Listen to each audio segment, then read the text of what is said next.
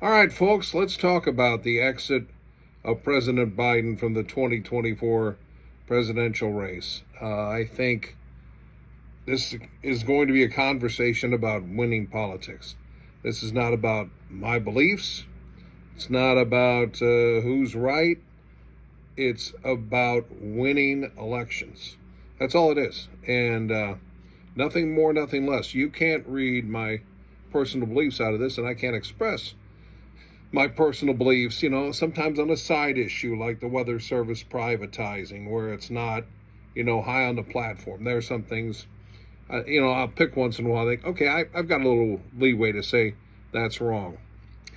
So let's talk about these calls from Democrats out loud on loudspeakers on a bullhorn for Joe Biden to get out. What? You look at what's happened on the right with the Republican Party, and people who probably shouldn't kiss and make up with Donald Trump have. If you called my wife ugly, I don't care. I don't care what party I'm in. It's over. But somehow he has managed to have that kind of power where everybody has kind of gotten under the tent with the dissension just kind of disintegrating. Got the opposite on the other side. To me, after Biden's very unsuccessful, difficult, whatever you want to call it, debate appearance, to me, you had 12 hours.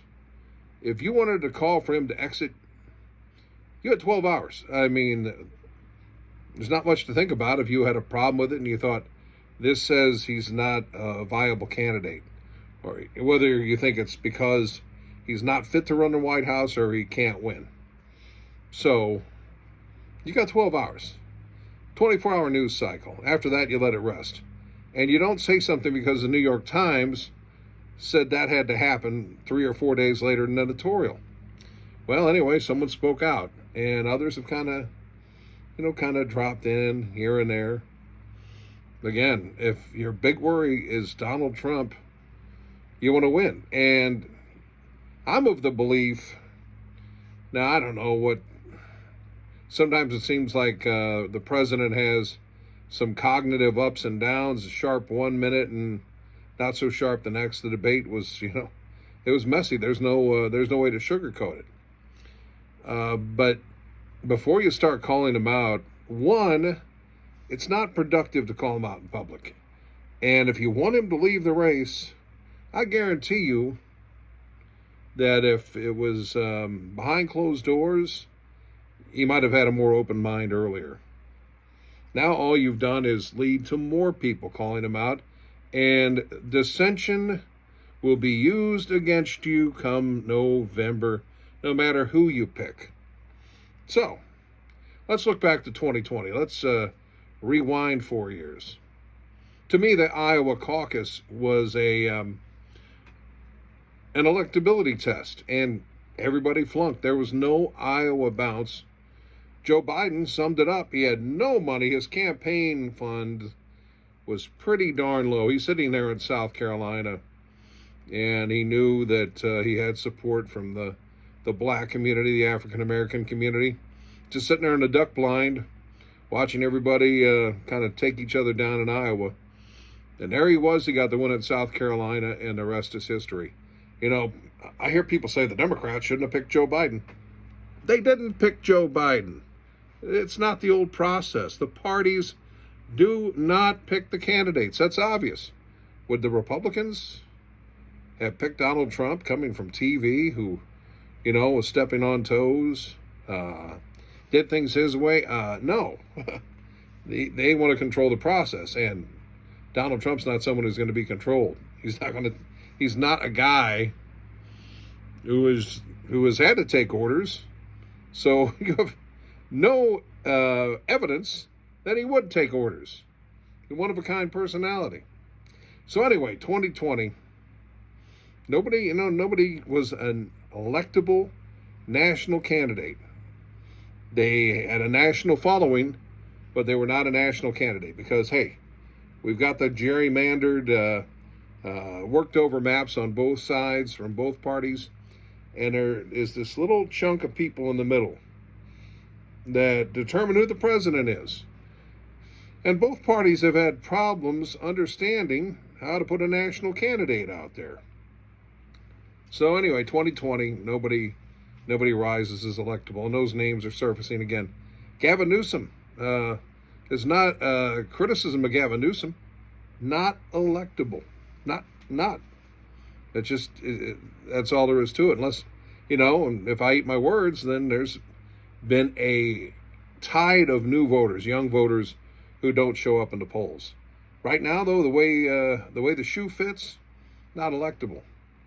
So, again, we're talking winning here. We're not talking about who I like or believe in or anything like that. That's not in the conversation. So, to me, the Democrats, they really need a new face, and there aren't a lot of them out there. I saw someone bring up Senator Mark Kelly out of Arizona, the husband to Gabby Giffords, an astronaut. That one hit a nerve. I don't know that much about Governor Shapiro in Pennsylvania. There's a guy, though, who works in a very, 50-50 state or close to it, has to work with Republicans, moderate candidate. I think there might be something there. He doesn't look, in a still photo like he's Mr. Charisma, but hey, that doesn't necessarily happen anyway these days. The image of coming out, though, and just tweeting and saying all these things out in the open, it just fills the air, and it doesn't set the stage well for the convention, I'll tell you that. So the polls, I saw the debate, or big chunks of it. It was in disbelief how poorly it went, and it just kept getting worse.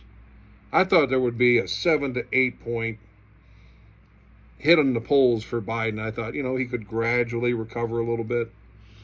But to me, the hit on the polls he took from the debate, smaller than I ever expected.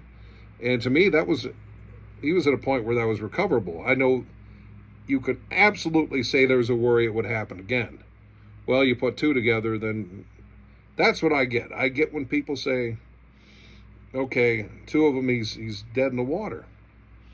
But the guy still has support. I saw his polling, African-American polling, woof, a lot of support there. The big trick is, it's easy to go on the news and here's somebody who's dissatisfied, but the polling numbers worked in his favor. Here's the thing, I think if he had continued cognitive decline, that he would step aside. And the biggest thing is the guy, I don't think it was about 4 more years for him. It was about Trump not winning. That's the way I see it. And I don't know. I don't have access to that little thing between Joe's ears, but that's just my take. Now, you have some Democrats who know how to talk to the NPR audience. Now, that is not a knock on NPR by a long shot. But if you want to win the White House, you have got to be able to talk beyond the NPR crowd. Now, this Adam Schiff character, this guy to me is one of the great failures. If you watch like Colbert, he's a great hero. Here's the problem with Adam Schiff. Number one, he called out Biden. As a high-profile guy, you got to think a lot about that. And I realize time is of the essence. But there's a guy who's, when you talk about national politics, is a part of the problem because he doesn't know how to take his game to the middle. Like successful presidential candidates used to do.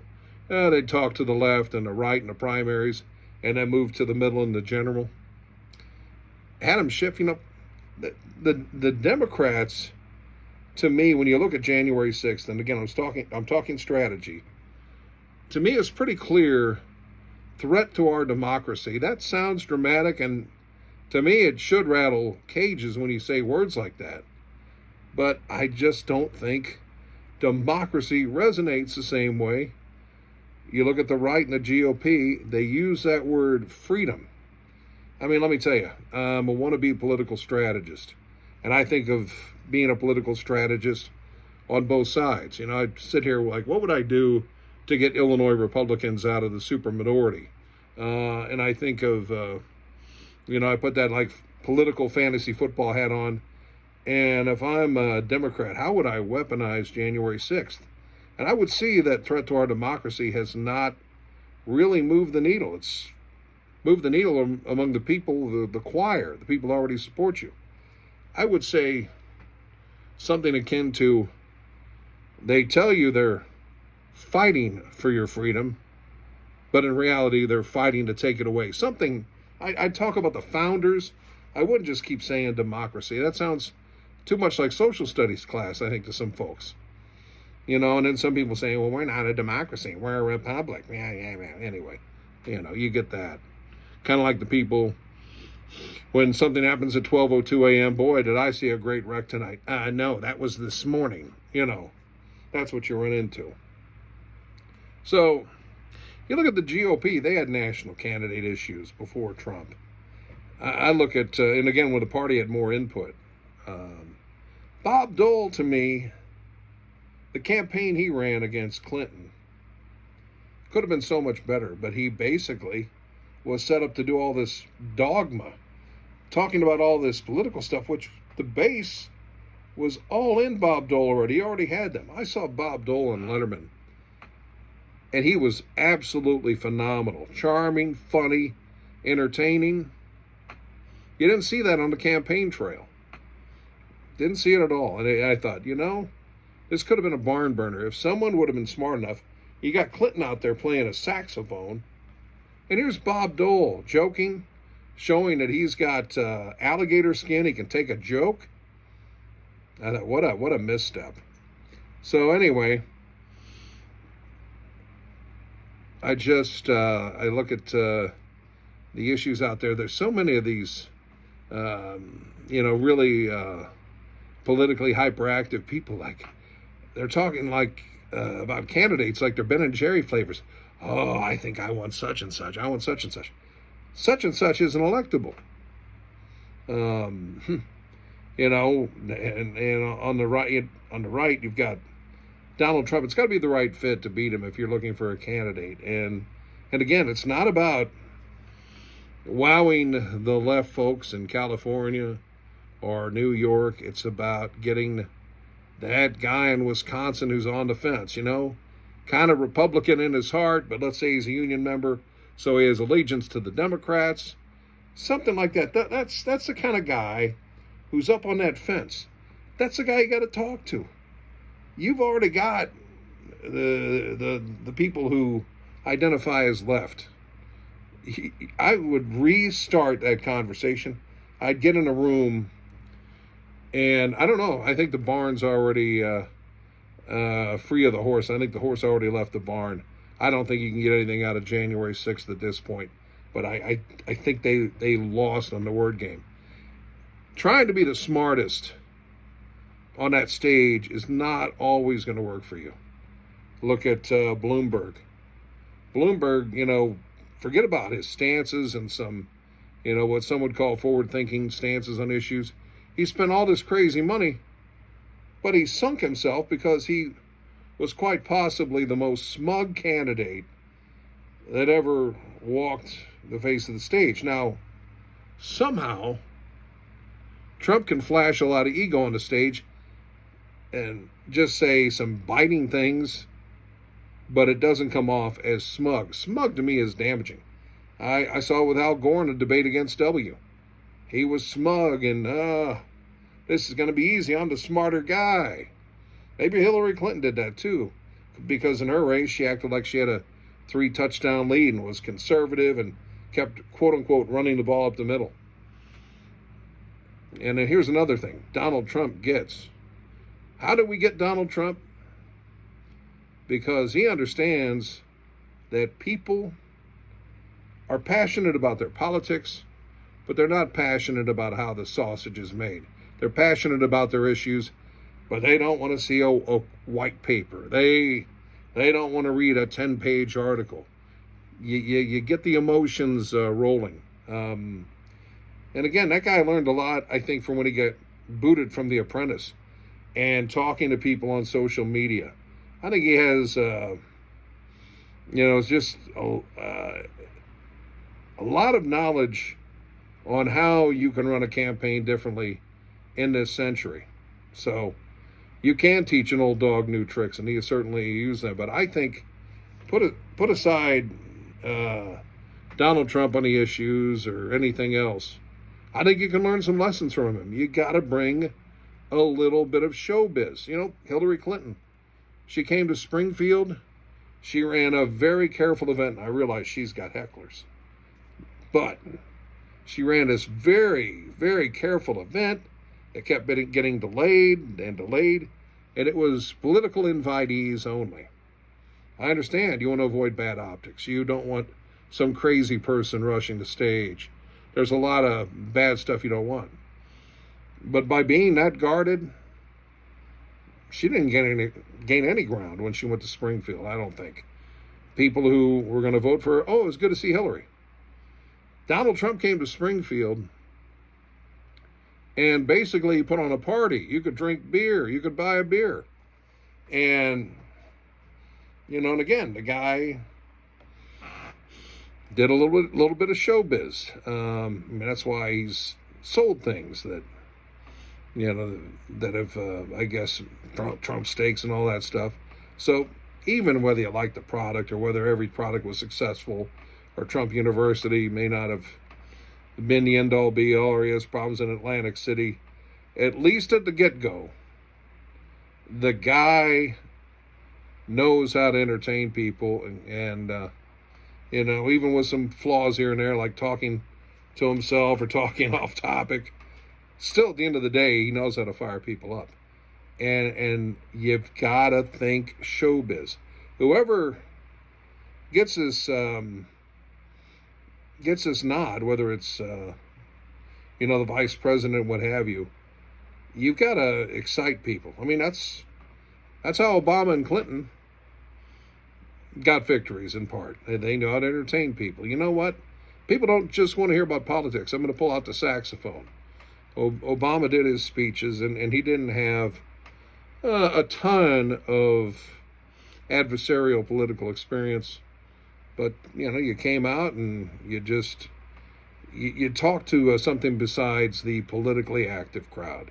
You've got to do that. And certainly Trump did that and brought some people to the table who, you know, maybe they wouldn't be that involved. So you got to think of it. Politics isn't just how the sausage is made, making laws, and trying to get your point across. There is a showbiz element. You've got to entertain people. And there are certainly some people in the Democratic mix that can do that, but you got to have a winning strategy, and you've got to be compelling. I mean, there's a lot you can learn from JFK and Nixon. And I think that debate in 1960 still is very relevant today. And when I talk about that whole thing where guys who only know how to talk to the NPR crowd, I think that fits, because if you listen to some of the historical accounts, they'll tell you that Kennedy won on television and Nixon won on the radio. Kind of the same concept to me, like winning the NPR crowd, which, you know, and again, it's not a knock. It's just, it's a firm block, and it's, you know, it's, you know how to hit that target. It's not a moving target for the most part. So just my thoughts. But I think if Joe Biden stayed in this race, he would have been defeated, not because of something Donald Trump said. Sure, he would have been defeated by cognitive decline, or at least the appearance of cognitive decline. But I think at the end of the day, it wouldn't have been any words from Donald Trump, or even the boost from an assassination attempt. It would be the Democrats publicly, basically, you know, doing the old et brute, Brutus thing. Not a good look. You know, you can express a difference of opinion, but I think you look at some people who play politics with a 18-hole mindset, and they stand out, and they were the ones who were silent. You know, just guys who realized, and gals, that things could turn on a dime. I thought if anybody had the right tone that wasn't insulting, it was probably Pelosi. But some of the other folks, man, they, boy, below the belt. But a lot of people didn't say anything in public, kept it to themselves, and they said, hey, Joe, maybe it's time or whatever. So I think we'll find out. But I just think party unity has got to be more than, handing out high fives at a convention. You just have to play it smart. And I think a lot of people in the last month have not played it smart.